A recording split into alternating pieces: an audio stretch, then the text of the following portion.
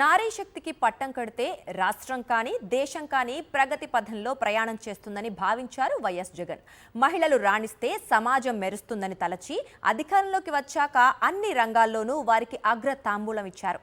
స్పష్టమైన కార్యాచరణతో తన పాలనలో ముందడుగు వేసి మహిళా సాధికారతకు సముచిత ప్రాధాన్యత ఇచ్చారు.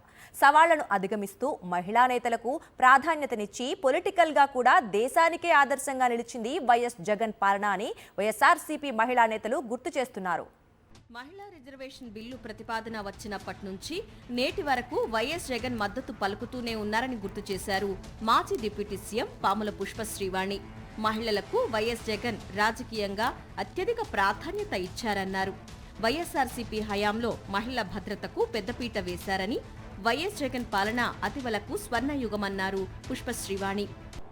జగన్మోహన్ రెడ్డి గారు 5 ఏళ్ల పాలనలో 5 సంవత్సరాలు కూడా సంక్షేమ పథకాల్లో కానీ పాలసీల్లో కానీ జగన్మోహన్ రెడ్డి గారు అత్యధిక ప్రాధాన్యత మహిళలకే ఇవ్వడం ప్రతి ఒక్కరికి కూడా తెలిసినటువంటి విషయమే.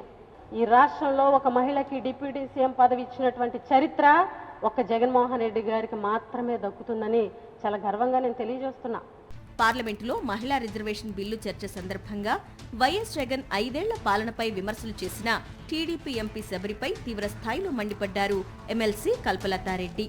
చంద్రబాబు పాలనలో మహిళలపై జరుగుతున్న దాడులు మీకు కనిపించడం లేదా అని ప్రశ్నించారు. వైఎస్ జగన్ 5 ఏళ్ల ప్రభుత్వం మహిళా పక్షపాతి అయితే కూటమి ప్రభుత్వం మహిళా కక్షపాతి అన్నారు. మీరు ఒకసారి గమనించండి, బ్లాక్ డే అనేది ఎవరి రూలింగ్లో ఉండిందనేది మీరు ఒకసారి గమనించుకోమంట. అమ్మ శబరి గారు, మీరు 2014 నుంచి 2019 వరకు మీ పరిపాలనలో ఎవరి బ్లాక్ డే అనేది ఆంధ్ర రాష్ట్రంలో ఉన్న ప్రతి మహిళని అడిగినా కూడా చెప్తుంది.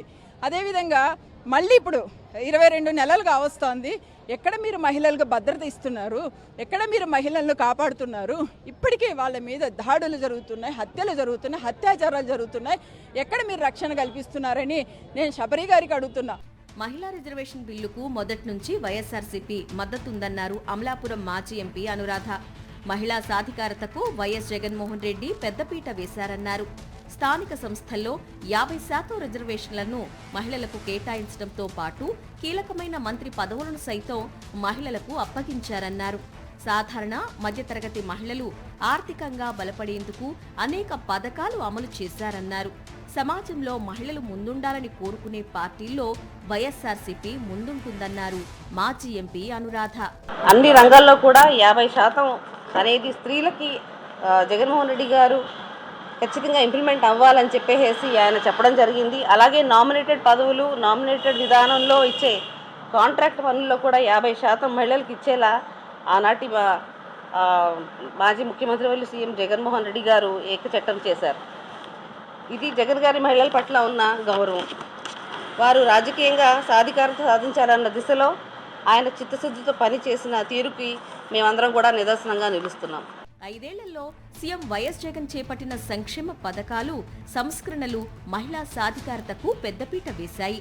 జగన్ పాలనలో రాష్ట్రంలో అమలైన మొత్తం 29 డీబీటీ పథకాల్లో ఏకంగా 11 పథకాలు నేరుగా అక్కచెల్లెమ్మలకే అందించారు. తద్వారా మహిళల్ని ఆర్థికంగా కూడా బలోపేతం చేశారు. అదే సమయంలో రాజకీయంగా కూడా నారీమణులకు సముచితంగా పదవులు దక్కేలా చేసి మహిళా నేతలెందరినో తయారు చేసిన ఘనత నిస్సందేహంగా వైఎస్ జగన్ పాలనకే దక్కుతుందని వైఎస్ఆర్సీపీ మహిళా నేతలు సగర్వంగా చాటుతున్నారు.